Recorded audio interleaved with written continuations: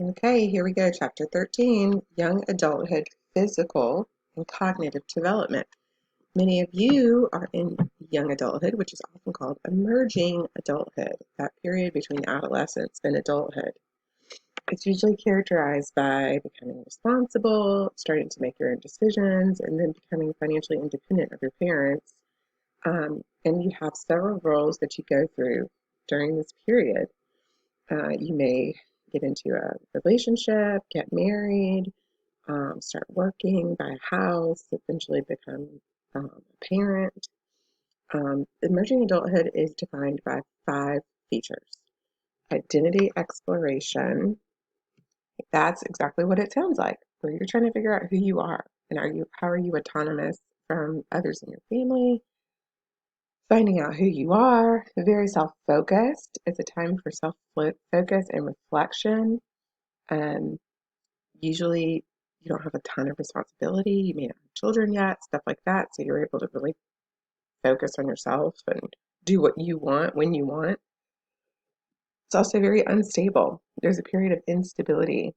Jobs, not you see a lot of young adults now not being able to find a job, switching jobs a lot. Gosh, especially right now in this economy, and a lot of emerging adults are home with families with the pandemic, and so it's an interesting dynamic.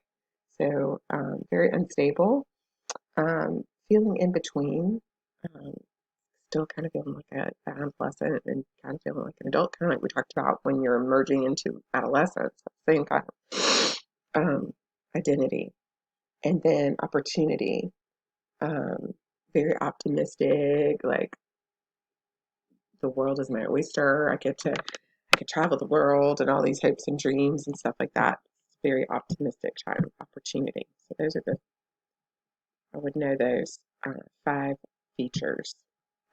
We're going to start with physical development. Young adults reach their peak physical performance between 19 and 26. Isn't that sad? When I read that, I thought, oh, gosh, I'm 42. I guess I'm on the decline. Um, I had been worse doing these lectures, haven't I? Hold on, take a sip of my coffee. Um, we know that we're typically really healthy in this age range. Fertility, immune system. You see all the people right now that are in this age range, not a lot, not all, but a lot of them not really heeding warnings about the pandemic and things such as that, going out to bars and hanging out with friends and big groups and stuff like that because, oh, this isn't going to happen to me and I'm young and I'm healthy. Right? So at some point, aging begins to occur and physical functioning begins to decrease in early adulthood, losing muscle tone, fatty tissue, decline in eyesight and hearing. It's exciting, right? But death is rare, but when it does happen, it's not typically from disease, it's more from accidents and injury and then substance abuse, poor lifestyle choices. There's a lot of that in young adulthood. So substance abuse is higher, homicide and suicide rate. Um, are the issues more so in this age range with death. The leading cause of death is unintentional injury, and cancer is up there as well, but it's followed by heart disease, suicide, homicide, and HIV. So the unintentional injury is by far the highest death rate at this age, and you can look at a graph on page 292 to look at that.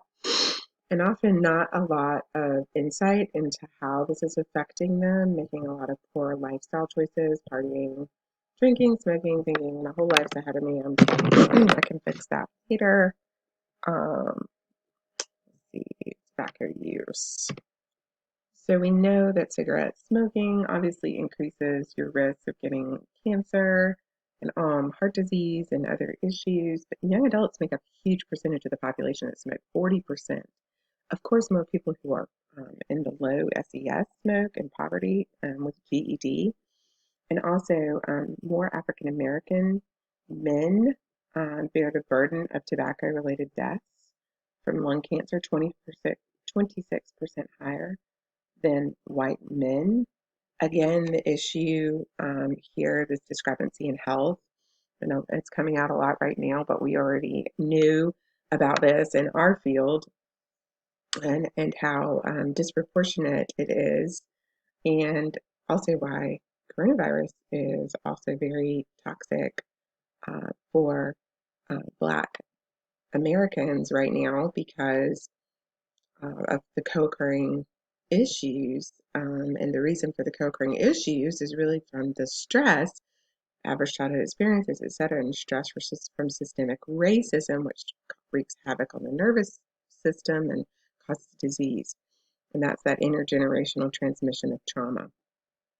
So all of those things are really important to know when you're counseling these risks for your later use, and that young adults, um, if they quit, black, white, if they quit when they're young, they may not have these issues later on in life. So it's really, really important to understand all of these dynamics. Alcohol and illicit drug use. Of course, we know young adults have a much higher rate of alcohol and drug use than any other group. Binge drinking is considered 5 or more drinks in a row on at least one day in the past month. Binge drinking has numerous health issues compared to low risk drinking, which is about 2 drinks for women, 3 drinks for men per day, but no more than, how does that work? There's a little a calculation for that. I'll have to look that up for you guys. Let's see. What do we want to talk about? The one thing I do want you to know is alcohol is related to a lot of high risk behavior. So that binge drinking, high risk drinking, if you have a young adult coming in to see you for counseling, you'll want to assess for this and say, tell me about your drinking, and continue to ask, because often our clients will not tell us the truth about their drug and alcohol use in the beginning at all because they're nervous. Think about you going into a counselor and telling them something like that. Oh, here comes my child. I'm recording. Give me 1 second. So a lot higher rate of experimenting with drugs or abusing drugs. This alcohol and illicit drug use leads to higher risk of sexual behaviors, tobacco use, and the more they drink, more potential drug use. Driving under the influence is a big issue. Um, Fatal accidents in 2003, over a quarter of them have been drinking. Young adults aged 18 to 25 have a high rate of substance abuse. We've talked about this multiple times, that age range, right? 20% of young adults abuse one or more drugs. 17% of young adults abuse marijuana, and it is the most widely abused drug. Other illicit drugs are cocaine, crack, hallucinogens, inhalants, stimulants, and methamphetamine. Men are more likely than women to use drugs. Let's see. Young adult women who are sexual minorities, lesbian, bisexuals, have been found to have a higher rate of alcohol abuse than heterosexual counterparts. Again, from systemic racism and other issues probably contributing to that, that the drinking. Full-time college students are less likely to use drugs like cocaine, crack, and meth. And binge drinking and substance abuse decline after 25. This is really important to know. I think sometimes we get really caught up in the fact that, oh my goodness, you've done some drugs, instead of, wait a minute, you're in this 18 to 25-year-old category where your brain's not fully done growing. Let's assess the situation. Is it a lot of people stop after that developmental period and return to normal drinking? They don't use drugs anymore. Right here it says cocaine abuse dropped by 23% in young adults, and methamphetamine abuse declined by a third. Meaning, what's that about? We're going to talk about that a lot in the substance abuse class because I want you guys to be really ready. Our lenses have been very clouded by what we hear about substances instead of understanding the development of where someone is. If you have a 23-year-old coming in, that doesn't necessarily mean that they're an alcoholic. But I'm going to be really excited for us to dive into all of that in the fall. It'll be really, really fun for us to talk about all this. going to talk about the issues with drugs and withdrawal, but we'll cover that in detail in the fall, so you'll know all of that stuff. Diet, exercise, and sleep. Young adults fail to engage in healthy habits, right? A lot of times you don't have resources, you don't have you're partying and you're maybe in school and that you're grad school. Um, and so sometimes it's really hard to get enough sleep. And they can really help these things being help. My child is singing. Do y'all hear this? Seriously? Don't hear him? Okay. I was hoping y'all could hear that. Oh, there it goes. It's gray.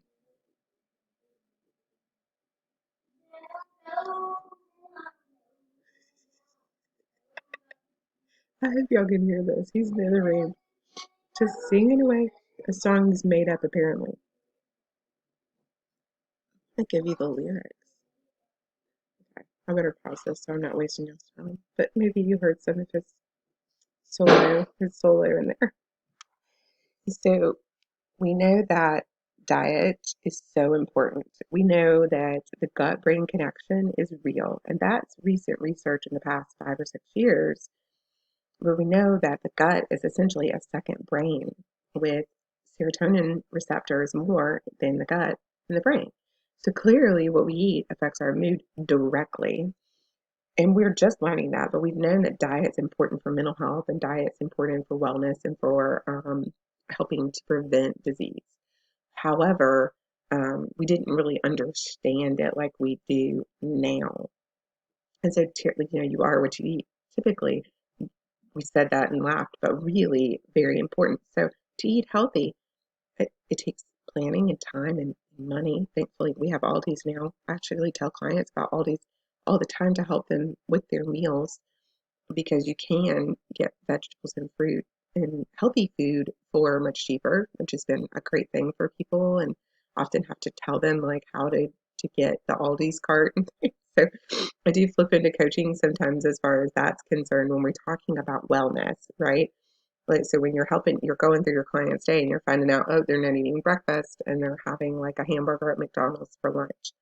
And this is a goal they have. Well, then you flip into kind of psycho ed and apps and things that can help your client if they want to make this lifestyle choice changes, but you also have to find out why they're stagnant in making choices for themselves because often the core reason is very deep and there's a belief or cognition that you need to address the CBT or other types of therapy before you can address the lifestyle changes because if you feel horrible about who you are, then it's hard to make a choice to make a salad for lunch and take it to work versus a hamburger. Because while eating a cheeseburger makes us feel really good at lunch initially, it makes us feel horrible after and increases our chances of having a whole myriad of health issues. Um, Exercise is so important. I know that many of you exercise. I have it as a part of my self-care plan. I exercise 2 to 3 times a week, sometimes more. And I know that when I don't do it, I feel terrible. The research backs this up. I don't say terrible, but I don't feel as good. I'm not operating at my optimal level. I can tell that I'm much sharper, much more able to get things done when I've exercised. And so there's a study in your text on the bottom of 295 that um, participants who jog 30 minutes 2 to 3 times a week improve their performance on memory tests. And interestingly, their scores dropped when they stopped exercising due to decreased oxygen levels in the brain.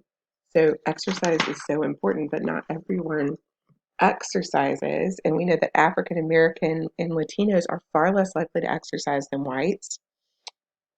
And individuals who do not graduate from high school get less exercise. So now you see all of the connections for why the health issues. These are not just the lack of access to adequate health care or discrepancies in health care, but it's also not having access to resources and gyms and also not having time or energy to do it or so many things. Okay. Um, Obesity is a huge issue. It's obviously if it's an issue in early childhood, it's still going to be an issue here, right? when we're talking about adults, is defined as having a BMI, body mass index, which is weight in kilograms divided by height in meters, above 30. So that's important to know what a BMI is. We talked about that a few times. Um, African American women have experienced the greatest increase in obesity over the last 2 decades, with nearly half of African American women being classified as obese. And most importantly, out of this, that I want to create increased advocacy and awareness is that a recent study. This we know this because I talk about it, and you've talked about it, but you've heard of this. But frequent experience of racism was related to weight gain. It's trauma. Trauma is so ingrained in these lifestyle choices. If you are exhausted from the continual systemic racism, microaggressions, you are not going to want to get up at 6 in the morning and exercise. And you're also not going to be able to sleep. If you have trauma and you're stressed, your sleep goes awry, right? This is one of the things that people are going to come in. I have a client, she was not sleeping. And she came to me in May. It's so interesting right now. I'm just loving counseling right now. It's been so fulfilling, and it's been hard, but it's so fulfilling. And she could not sleep, and she was in complete panic. We did a comprehensive team approach, which is what I do with a lot of my clients, meaning I want a doctor involved. Let's get some medicine. Let's get whoever else in your support team we can. She actually moved home and as an adult woman with her parents so she could get stable. And at the doctor, I talked with her OB on the phone. I talked with her. Then we referred her to internal medicine, got her on meds, hormones, because it was some hormonal stuff, got her hormones checked. And whether or not you think that you would ever be involved in this is your job. I mean, when your clients come in, it's not, this is a multifaceted approach. You cannot just think that talk therapy is going to work for this person. You need to say, when's the last time you've been to the doctor? Let's get you in with a doctor. Relationships with doctors, so you can call and say, hey, I need so and so. Or they can call and say, hey, I'm seeing Dr. Veal. I had somebody call me this week, and the seventh case that's similar with marriages being dissolved after 30 and 40 years. So it's very interesting. Calls. I see what the deal is. She's in crisis. I say, call this doctor. Tell him Dr. Veal sent you over, and that Dr. Veal asked if they could prescribe you X, Y, Z, and or what. I don't tell them what, but something for anxiety, something to help you sleep. Called me back the next day. He had done it immediately. So it behooves you to have relationships and get connected, so you can do this team approach. So we end up finding out multiple things in the case. Hormones were an issue. She needed hormones. She needed antidepressants, something for anxiety, something to help her sleep, but not Lunesta or Ambien. Those are terrible drugs. Don't get me started. You do not want your clients on those things, and you need to know about those. We'll talk about that in the fall. Causes a lot of adverse effects for a lot of people. So if we could stay away from that, great. Did that. Then treatment plan. Come to find out, overwhelmingly outside window of tolerance, too many stressors, the culmination of many. I was able to tease it all apart, write a treatment plan. I did 6 hours of therapy with her, and she is like 100% better and now sleeping through the night. So, it's complex what we do, and the sleep is so integral to all of our clients. If they're not sleeping prevents depression, anxiety. Like it said, getting a good night's sleep enhances motor skills, solidifies and consolidates learning, and prevents effects of sleep deprivation. So important. So how are you going to help facilitate helping your client sleep? Because I'm going to tell you, that's going to be like, you have to kind of prioritize what you're doing. And so that approach, last I saw her, she had slept all week, every night. And that was a month and a half. It took us a month and a half, but it took a lot of things to do that. Look, I've gone off. Now I'm just talking. I just miss seeing y'all, though. I miss being able to talk about this in front of y'all. Okay. Sexually risky behavior. We've already talked about this. multiple sexual partners, high risk decision making, also indicative of where the brain is, like after 25. Prefrontal cortex is fully formed or almost fully formed. Sometimes they say 30 is. Lots of the alcohol and drug use is increased in this area. So, of course, they're going to make more choices, high risk choices. Most of the population has had sex, but see that 85% of males and 81% of females by the time they're 20 to 22. Casual sex is really common, so why do you need to know this? Why is this important? Because if you have clients in this area, you need to know this, right? You need to find out what's going on. You'll have clients who come in who've gotten a diagnosis, have gotten an STD, and you've got to help them not feel ashamed and normalize it for them because there's such a high prevalence of sexual transmitted disease. It's such a high. Let me look and see if I can find that data real quick. Hang on. I found a little stat here. 1 in 4 sexually active adolescents has an STD, such as chlamydia, HPV, and I think that could be higher even. So just how do you help kids who are engaging in high-risk sexual behavior, psychoed, and help them understand what the risk, what is the risk of them getting a disease, and how can, maybe what a condom would do to help prevent them from getting a disease, right? Lower risk choices. All right, we're moving into cognitive development. Oh, brain development. We're going to finish talking about the brain and cognition. We know that Piaget is going to come back in a minute, I'm sure. But you know that Dr. Veal here has been talking all throughout this about the brain development and how your brain is not done growing until you're much older than you think. And here's what it says. Several studies provide evidence that development in the human brain continues through early adulthood and may extend into the third decade of life. There it is. Prefrontal cortex experiences a growth spurt, causing gray matter in the brain to decrease and white matter to increase. During puberty, gray matter is overproduced, and most undergo a pruning process in early adulthood. That's synaptic pruning. You should know that, where those connections that are no longer used are discarded, and the myelination is the increased strengthening of that connection. And the myelination increases brain's white matter and improves the efficiency of the neural connection. I already said that. Very, very important to understand that the brain, if you can tell your young adults about their brain and explain that to them, it makes so much sense to them, and they think, oh, okay. So if you're talking to us, if you're explaining it from a brain perspective, and they understand maybe why they don't have the ability to make a good choice, this is why. Okay. Post-formal thought.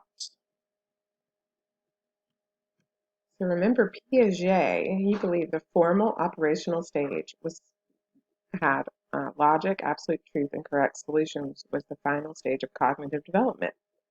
But contemporary theorists and researchers don't believe that. They believe that adult cognition and thoughts are very different from adolescent formal operations. I'm wondering what you're thinking. And the concept of post-formal thought is that it comes out when we're in an early adulthood and may come through higher ed.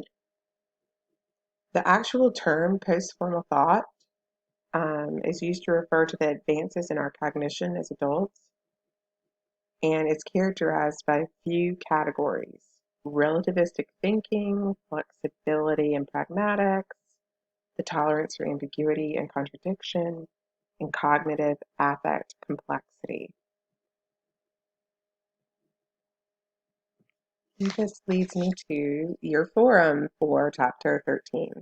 I want you to read on page 299 the case of example of Erica 13.2, and I want you to answer this question. As Erica's counselor, how would you help her navigate the transition from formal operational to post-formal thought? This question should be considered throughout the remainder of this book, so thinking about her, that's not what I want you to answer. But I want you to my question that I want you to answer in the form is this: how would you help her navigate the transition from formal operational to post-formal thinking? What are your thoughts about the case of Erica? All right, there's your form. You found it. 14, slide 14. We're going into theories. This is the theory of intellectual and ethical development. And then we're going into women's way of knowing. So let's talk about this theory for Perry. First of all, I wonder what you think about Perry's sample being from Harvard. Is that indicative of the population? Hundreds of volunteer male students from Harvard is how he developed this theory. I take extreme issue with that. But anyway, nonetheless, there are nine stages that are in 4 categories for Perry. And you can go through the 9 stages in table 13.1. You see this transition from post-formal thought, transitioning to post-formal thought, where dualism, that's where everything's good, everything's bad. In that case of Erica, referencing that again. Hopefully you went and did that and then watched this and continue to watch this so you can kind of follow along with us. But right, she's Christian. He's atheist, and she thinks that's bad, and what she thinks is this, and she's coming from her history. And if she moves through dualism, she can move into multiplicity, where you can start to accept there are multiple viewpoints and no longer believing authorities hold the absolute truth. Moving to relativism, there are really simple answers to defining right and wrong, and you guys are learning that in this program. Recognize the importance of making personal commitments to certain worldviews rather than relying on outside authority.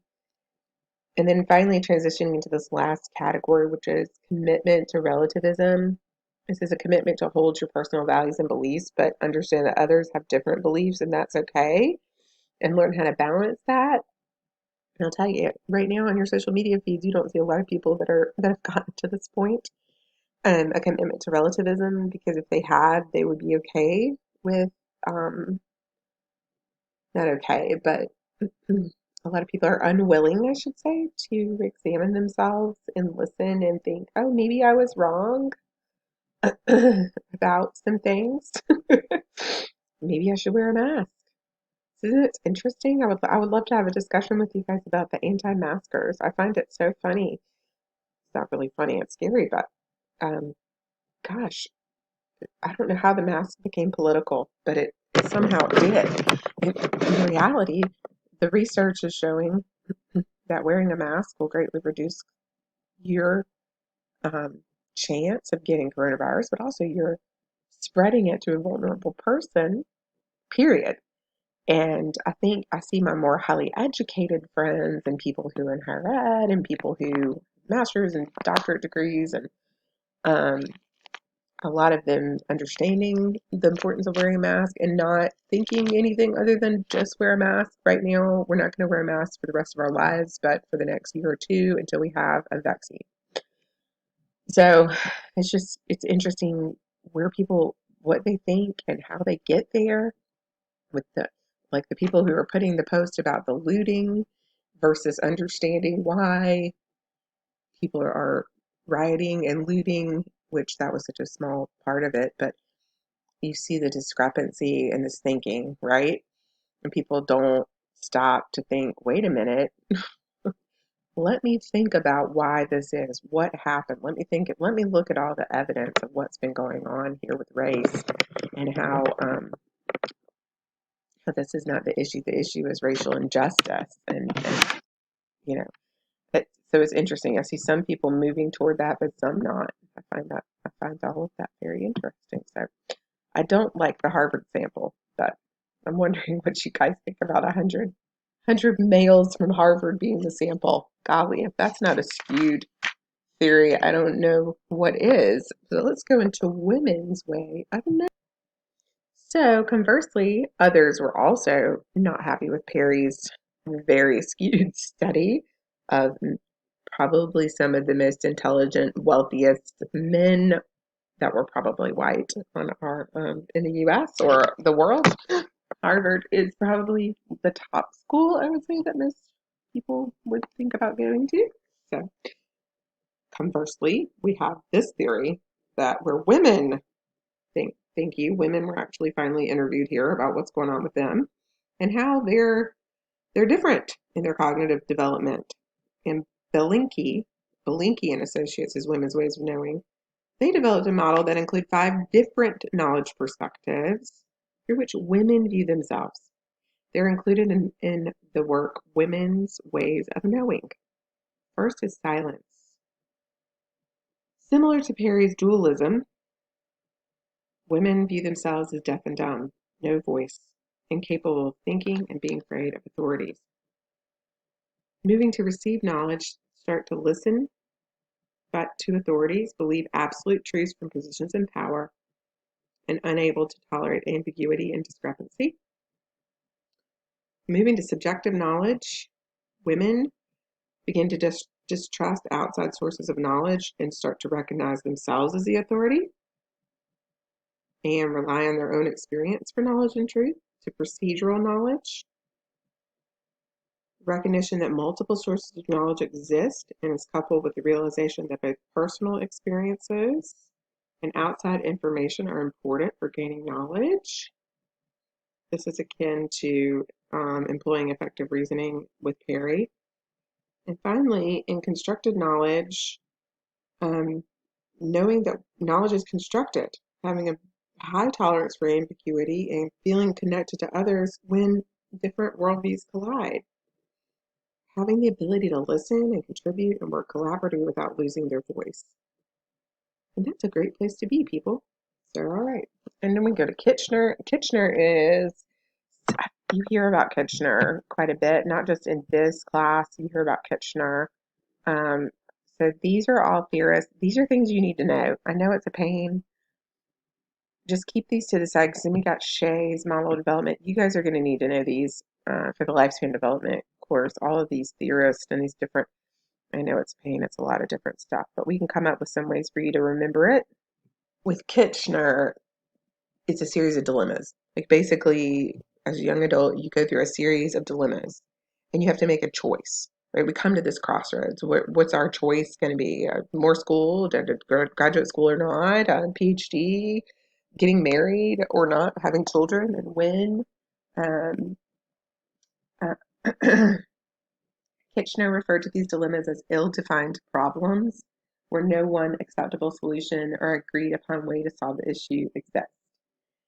He proposed that young adults develop reflective judgment to assist them in solving these problems. The reflective judgment is the way that it refers to the way in which adults analyze and reason through a dilemma and justify the solutions that they develop.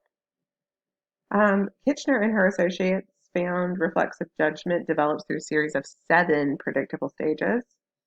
Similar to Perry's findings, young adults move from believing in absolute truth to a position of relativism. I think that it's interesting for you too to reflect on your own development here. You may have come into this program in the beginning of those stages as an absolute truth person. And then as you've grown and learned and read and researched and learned about yourself, you realize that absolute truth like that is maybe not always the case. And you've switched to relativism. So in the early stages, you believe in supreme knowledge, absolute certainty, rely on authority, and personal justification. This is where some people are still with that. I think they haven't moved past that for the issues I was just talking about, right? You put all your eggs in one basket. You believe this person. You, let's say, I'm this, I'm this, I'm this. No matter what else other evidence is out there from multiple sources, I'm still going to believe this. So I think I think that might explain a lot of what's going on. Maybe we should write an article about it in our spare time, right? Okay. Then you move to 4-5, which is recognizing that uncertainties are inherent in knowledge. Yes, right? Not everything's absolute. There's a lot of uncertainty. And over-reliance on personal opinion to justify reasoning. So that is, let's talk about this one. So reading books that support only pre-established beliefs, right? Um, a college student in these stages will remind the professor that nothing can be known for sure. It is likely to change her viewpoints based on the context of the situation. When discussing controversial issues, the student's less persuasive, insisting everyone is entitled to their own opinion. Moving through that, you get a 6 or 7, where reflective judgment and ability to reflect on knowledge, understand uncertainties inherent in knowledge, and recognize the importance of critically evaluating information, which so many people don't do now. Look at all the fake news, right? People are quick to jump on bandwagons and without looking at the data, all of these crazy coronavirus studies, and no one understands how to critically look at the numbers and the data to see that this is a terrible study, right? The sample may be off. I mean, how quickly some of these studies that are coming out about what's going on, how quickly did they put these things together? And we know from research, it takes a while to conduct good research. So it's not like you can do one in a week. So anyway, critically evaluating where you're getting your data. Mm-hmm. And that beliefs have to be constantly looked at and reevaluated. Look at all of us. We didn't think we needed a mask. And now we do. And maybe you still don't think you do. But if you're able to think critically and look at, reevaluate, people make mistakes. There's a reason we didn't know about wearing a mask because they wanted to save masks. Did they really not know right yet? Because there was so much conflicting data coming out. It's going to be interesting for me to use this next year. Wonder what will be happening next year when I teach this. Huh? You guys will still be here. You can talk to the new cohort about Dr. Bill's crazy coronavirus slides. Ooh, we're almost done, guys. Now we've got old Shay here, and then maybe we'll get. Okay, formal operational thought in Shay's model of adult cognitive development is systematically apply logical reasoning to an abstract problem, then consider possibilities. In adolescent thinking, reality takes a back seat to idealism, leaving little room for realistic or pragmatic thought. I got interrupted by my child. Shay has stages of cognitive development on table 13.2, stage 1 through 7, going through old age. Just be familiar with those, okay? And just know kind of what the deal is with each of these theorists, right? So you don't get confused later on. Then we're moving into cognitive affect complexity. It refers to the capacity to integrate one's emotions and pragmatic reasoning when solving problems and making decisions. These researchers saw that the development of intellect and affect are parallel, believing that the experience of emotions is qualitatively restructured as the growing individual acquires more complex categories with which to think about the world. I wonder what you guys think about that. They go on to say it develops through the lifespan in 4 sequential stages: self-protective, dysregulated, complex, and integrated. Young adults have difficulty balancing emotions with their reasoning skills. Their thoughts and decisions easily sway. And so maintaining through this theorist that we don't get to that high complexity until midlife, I would agree with that. I would say I'm 42, and in the past 5 years, I have completely changed the way that I think and believe about things. It's been an interesting shift for me, and I have a PhD. But there's a lot of factors of that, but I do agree with that. I don't know what you guys think. Just think about it. Some of you are not middle age yet, but few of us are, right? Intelligence. Cattell, Carroll, and intelligence. The Horn-Cattell-Carroll theory received a lot of attention. This theory contends that intelligence is comprised of several general factors, but it includes fluid and crystallized intelligence. Fluid intelligence refers to the ability to think logically, have mental flexibility, solve problems in new, unfamiliar situations. How do you think critically in that situation. The way that fluid intelligence helps you is helps you understand relationships, and it helps you use that inductive and deductive reasoning. It's not acquired knowledge through education, but can be largely determined by genetic factors. Abstract reasoning problems are a way to assess fluid intelligence. There's a good example of that here on page 305. Whereas crystallized intelligence is more acquired through education and life experience, skills, knowledge, and experience throughout the lifetime. Um, what we do know is both of these peak in adolescence, but crystallized intelligence increases with age while fluid decreases. It's exciting, right? It's a little depressing doing this when you're 42. Everything's gone, supposedly, by now.